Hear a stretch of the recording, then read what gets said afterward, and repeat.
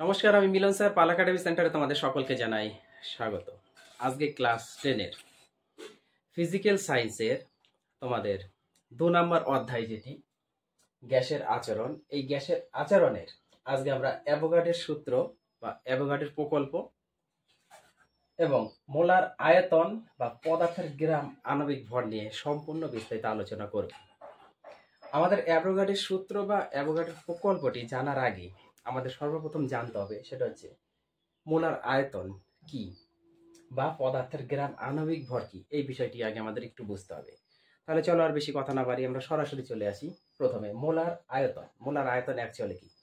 দেখো, মোলার আয়তন হলো কোনো নির্দিষ্ট উষ্ণতা এবং চাপে, এই দুটো কথা মেন। কোনো নির্দিষ্ট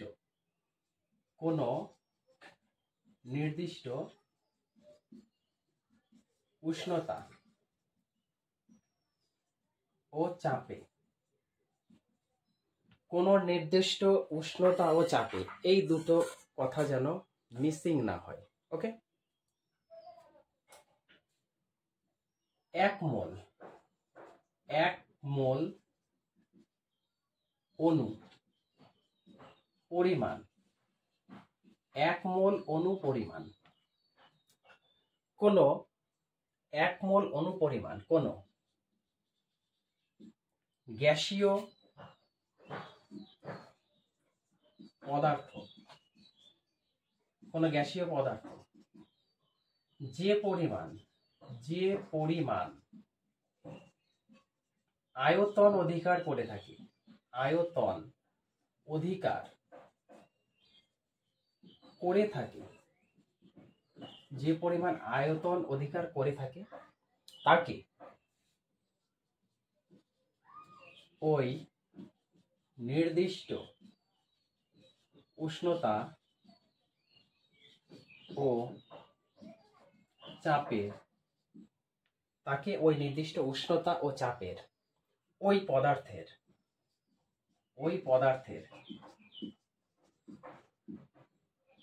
মোলার আয়তন বলে বা ওই পদার্থের গ্রাম আণবিক ভর বলা হয়। এই যে এই কথাটার মানে আমাদের একদম প্রপারলি বুঝতে হবে। মোলার আয়তন কথার অর্থ হচ্ছে কোন নির্দিষ্ট উষ্ণতা এবং চাপ, এই দুটো লাগবে। এবার 1 মোল পরিমাণ কোন গ্যাসীয় পদার্থ। এবার গ্যাসীয় পদার্থ তোমার মৌলিক পদার্থ হতে পারে অনেক সময়, আবার অনেক সময় যৌগিক পদার্থ। এই দুটোর যে কোনো পদার্থই হতে পারে। যে পরিমাণ আয়তন, তার মানে 1 মোল অণুর জন্য ওই গ্যাসীয় পদার্থটা যতটা পরিমাণ আয়তন অধিকার করে থাকবে তাকে বলা হবে ওই নির্দিষ্ট উষ্ণতা ও চাপে ওই পদার্থের মোলার আয়তন বা ওই পদার্থের গ্রাম আণবিক ভর। ক্লিয়ার? এখন এখান থেকে যদি আমরা আরেকটু চিন্তা করি, মনে করো যে পারদ স্তম্ভের চাপ যদি ওকে, এই পারদ স্তম্ভের চাপ যদি পি মিলিমিটার হয়, চাপ হচ্ছে পি এবং সেটা হচ্ছে মিলিমিটার হয়। তারপরে এবার এই মোল অণু সংখ্যা যদি n হয়, এবং আয়তন যদি ভি হয়, তার মানে কি, পারদ স্তম্ভের চাপ যদি পি মিলিমিটার, মোল অণু সংখ্যা যদি n হয় এবং আয়তন যদি ভি, এখানে একটু লিটার দিই আমরা, ওকে, ভি লিটার হয়, তাহলে এই মোলার আয়তন কত? সেক্ষেত্রে মোলার আয়তন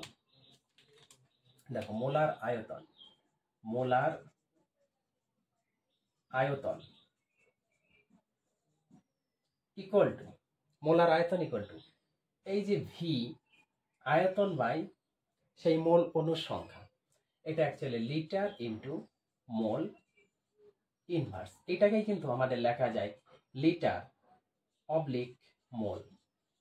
এবার লিটার অবলিক মোল মানে হচ্ছে litre oblique mole inverse. Clear? আশা করি এই তোমাদের মোলার আয়তন নিয়ে কোনো সমস্যা নেই। তবে এখান থেকে আরেকটি বিষয় আমাদের জানতে হবে, এই যে মোলার আয়তন, এই মোলার আয়তন গ্যাসের যে প্রকৃতি এবং গ্যাসের যে আণবিক ভর, ওকে, কি গ্যাসের প্রকৃতি এবং গ্যাসের যে আণবিক ভর এই দুটোর উপর নির্ভর করে না। Most important things of molar আয়তন। ওকে, মোলার আয়তনের ক্ষেত্রে গ্যাসের প্রকৃতি এবং গ্যাসের যে আণবিক ভর এই দুটোর উপর এই মোলার আয়তন ডিপেন্ডেন্ট নয়, নির্ভর করে না। এই নির্ভর করে কার উপরে? এই যে চাপ আর এই যে উষ্ণতা, এই দুটো জিনিস মনে রাখতে হবে, চাপ আর উষ্ণতা। এই যে চাপ পি আর উষ্ণতা হচ্ছে টি। তাহলে চাপ পি এবং উষ্ণতা টি, এই দুটোর পরিবর্তন, এই দুটো অনেক সময় পরিবর্তন হবে, এই পরিবর্তনের উপরে আমাদের এই মোলার আয়তন ডিপেন্ডেন্ট, নির্ভর করে। এই জন্য কোনো প্রমাণ চাপে এসটিপিতে, এই কথাটা মনে রাখতে হবে, কোনো প্রমাণ চাপে এসটিপিতে,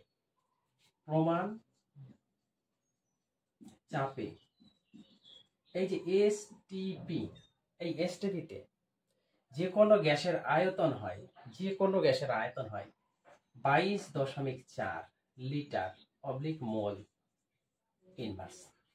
এই কোশ্চেনটি মোস্ট ইম্পর্টেন্ট তোমাদের মাধ্যমিকের জন্য, যে কোনো গ্যাসের প্রমাণ চাপে এবং উষ্ণতায়, প্রমাণ চাপ এবং উষ্ণতা এই দুটো কথা হবে, প্রমাণ চাপ এবং উষ্ণতাতে কোনো গ্যাসের এসটিপিতে আয়তন কত?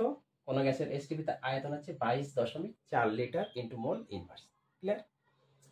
এই জিনিসটা তোমাদের অনেক কাজে লাগবে, শুধু একটু মনে রাখতে হবে। তাহলে এই হচ্ছে তোমাদের মোলার আয়তনের যে ব্যাখ্যা, সেই ব্যাখ্যাটা কিন্তু এখানে। এখন আমরা আসবো অ্যাভোগাড্রোর সূত্র বা অ্যাভোগাড্রোর প্রকল্পটা অ্যাকচুয়ালি কি। বিজ্ঞানী অ্যাভোগাড্রো তার সূত্রের মধ্যে বা প্রকল্পের মধ্যে কি বলেছেন সেই বিষয়টা আমাদের বুঝতে হবে। এই বিষয়টি বোঝার আগে সর্বপ্রথম আমাদের এই দুটো ফিগারের দিকে, একটু চিত্রের দিকে নজর রাখতে হবে। সেটা কি? এটা হচ্ছে একটা বেলুন, এটাও একটা বেলুন, এটাও একটা বেলুন। এখন এই বেলুনের প্রথমটিতে আছে হাইড্রোজেন গ্যাসে পূর্ণ, তার মানে এই বেলুনটির মধ্যে হাইড্রোজেন গ্যাস আছে এবং এই গ্যাসের যে ভলিউমটা, আয়তন, সেটা হচ্ছে 1 লিটার। সেম ভাবে পরবর্তী যে বেলুন তোমরা দেখতে পাচ্ছ, এই পরবর্তী বেলুনের মধ্যে আমাদের নাইট্রোজেন গ্যাস ভরা আছে এবং এরও ভলিউম 1 লিটার। তার মানে দুটোর ক্ষেত্রে আমরা সমান আয়তন নিয়েছি। ওকে, এতটুকু ক্লিয়ার? এখন বিজ্ঞানী অ্যাভোগাড্রো হাইড্রোজেন গ্যাস পূর্ণ করেছে 1 লিটার দিয়ে এবং নাইট্রোজেন গ্যাস পূর্ণ করেছে 1 লিটার দিয়ে। কখন? যখন তিনি এই যে পি ইকুয়াল টু চাপ আর টি ইকুয়াল টু উষ্ণতা, এই দুটোকে যখন তিনি স্থির রেখেছেন, চাপ এবং উষ্ণতা স্থির রেখে তিনি হাইড্রোজেন গ্যাস পূর্ণ করেছেন 1 লিটার আর নাইট্রোজেন গ্যাস পূর্ণ করেছেন 1 লিটার বেলুনের মধ্যে। করার পরে কি ঘটনা ঘটলো তিনি এখানে লক্ষ্য করেছেন যে এই হাইড্রোজেন গ্যাসের 1 লিটারের যে আয়তন,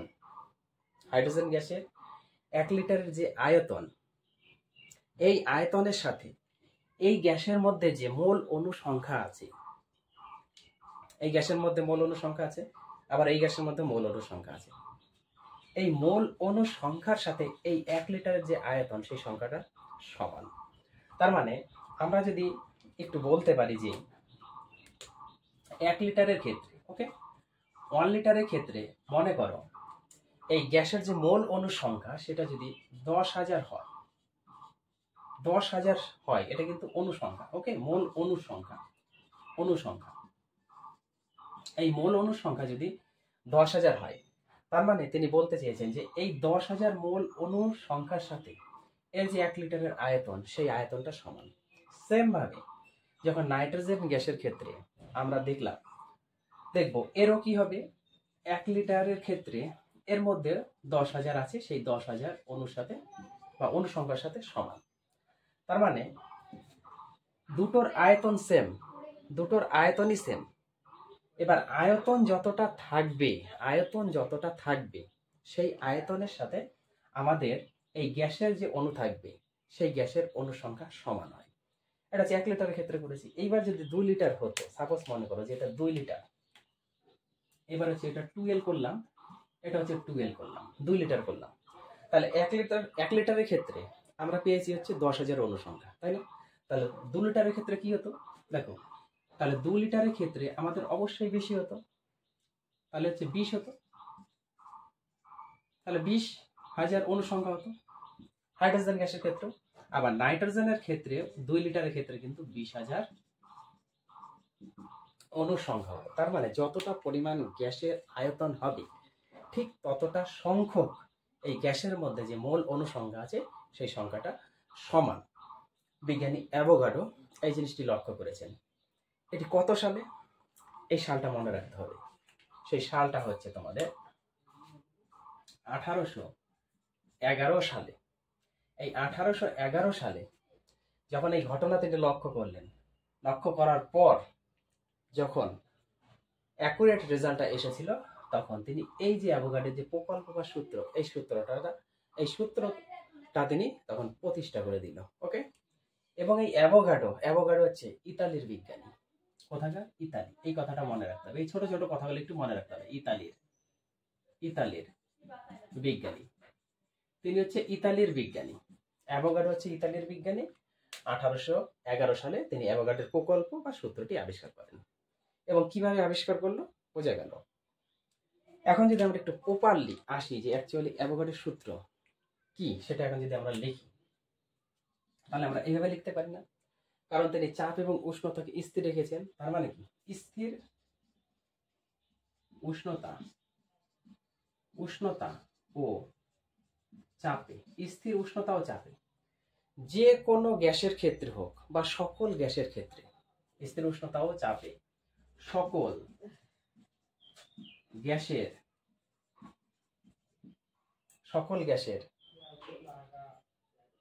আয়তন বা সকল গ্যাসের ক্ষেত্রে, সকল গ্যাসের, এখানে আয়তন দিলেও চলবে, কোনো অসুবিধা নাই। স্থির উষ্ণতা ও চাপে সকল গ্যাসের, চলো আয়তন, সকল গ্যাসের আয়তন তার, সকল গ্যাসের আয়তন তার, কার?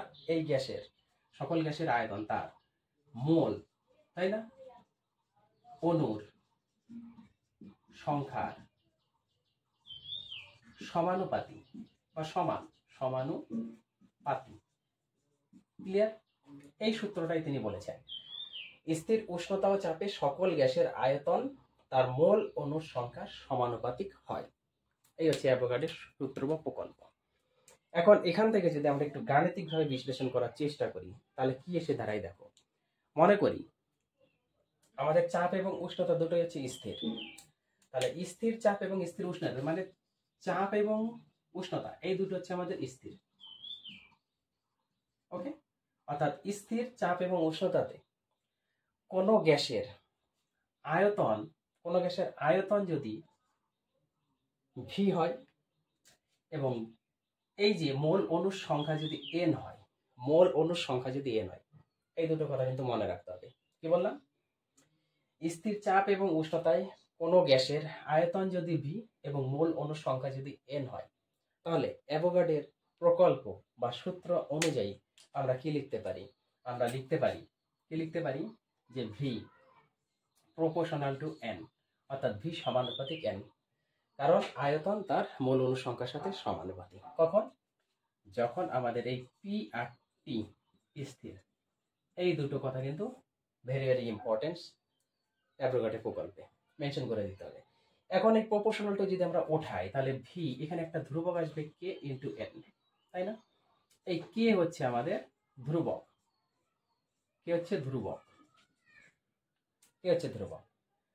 তাহলে এটাই হচ্ছে আমাদের কি অ্যাভোগাড্রোর সূত্র। এখান থেকে যদি আরেকটু আমরা মডিফাই করি তাহলে ভি বাই এন আনতে পারি ইকুয়াল টু কে। তার মানে দেখা গেল অ্যাভোগাড্রোর সূত্রের আয়তন আর মোল অণুর সংখ্যার যে ডিভাইডেড, এই দুটা অ্যাকচুয়ালি হচ্ছে ধ্রুবক। এটা হচ্ছে আমাদের অ্যাভোগাড্রোর সূত্র। এবার এই অ্যাভোগাড্রোর সূত্র দিয়ে আমরা একটি সূত্র প্রতিষ্ঠা করি। কিভাবে? ধরে নাও দুটো গ্যাসের ক্ষেত্রে, এটা হচ্ছে কিন্তু সূত্রটা দেখালেন যে এইভাবে। কিন্তু এবার দুটো গ্যাসের ক্ষেত্রে যদি আমরা একটু চিন্তা করি, মনে করো যে এইভাবে প্রথম গ্যাসের ক্ষেত্রে আমাদের কিন্তু পি এবং টি দুটোই স্থির থাকবে। দুটো গ্যাসের ক্ষেত্রেই চাপ এবং উষ্ণতা স্থির যদি থাকে, তাহলে প্রথম গ্যাসের যদি আয়তন V1 এবং মোল অণুর সংখ্যা যদি N1 হয়, কখন? যখন আমাদের টি আর পি এই দুটো হচ্ছে স্থির থাকবে। এটা কিন্তু আমাদের মেনশন করে দিতে প্রথম গ্যাসের ক্ষেত্রে। তাহলে অ্যাভোগাড্রোর প্রকল্প থেকে বা সূত্র থেকে আমরা কি লিখতে পারবো? এই V1/N1 ইকুয়াল টু একটা ধ্রুবক থাকবে কে। তো এই কেটাকে অ্যাকচুয়ালি আমরা K1 যদি ধরি, ওকে, এটা যদি K1 ধরি, এটা ডট ডট দিয়ে যদি আমরা 1 নং সমীকরণ হিসাবে রাখি। তারপরে দেখো, এটা হচ্ছে ফার্স্ট 1ST গ্যাসের ক্ষেত্রে বা সেকেন্ড গ্যাসের ক্ষেত্রে যদি আমরা একটু আলোচনা করি।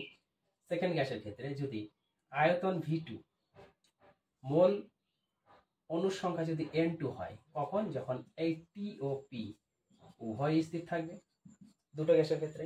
তখন আমরা অ্যাভোগাড্রোর প্রকল্প অনুযায়ী আমরা লিখতে পারবো যে V2/N2 ইকুয়াল টু কি, আর একটা ধ্রুবক, এটা K1 লিখেছি, তাহলে এটা K2 দিই, যেখানে এটা K2 দিয়ে দিলাম। এটা হচ্ছে আমাদের ডট ডট দিয়ে যদি আমরা একটু এটা যদি আমরা ডট ডট দিয়ে একটু 2 নাম্বার দিই, 2 নং যদি সমীকরণ হিসাবে আমরা লিখি, তাহলে 1 এবং 2 এই দুটো যদি আমরা ডিভাইড করি এখন, তাহলে কি এসে দাঁড়াচ্ছে? বা 1 ও 2 থেকে যদি আমরা পাই, তাহলে কি এসে দাঁড়াবে? দেখো, 1 ও 2 থেকে আমরা পাচ্ছি যে এই V1/N1 equal to V2 by কি দাঁড়াচ্ছে? N2, তাই না? V1/N1 সমান সমান V2/N2, এইভাবে কিন্তু এসে আমাদের দাঁড়াচ্ছে। দেখো, V1/N1 আরেকটা সমান সমান V2/N2, এইটাই কিন্তু অ্যাকচুয়ালি আমাদের ধ্রুবক, তাই না? এটাই কিন্তু আমাদের ধ্রুবক। এখন এই জিনিসটাকে আমরা আরেকটু বুঝিয়ে লিখতে পারি না? এই যে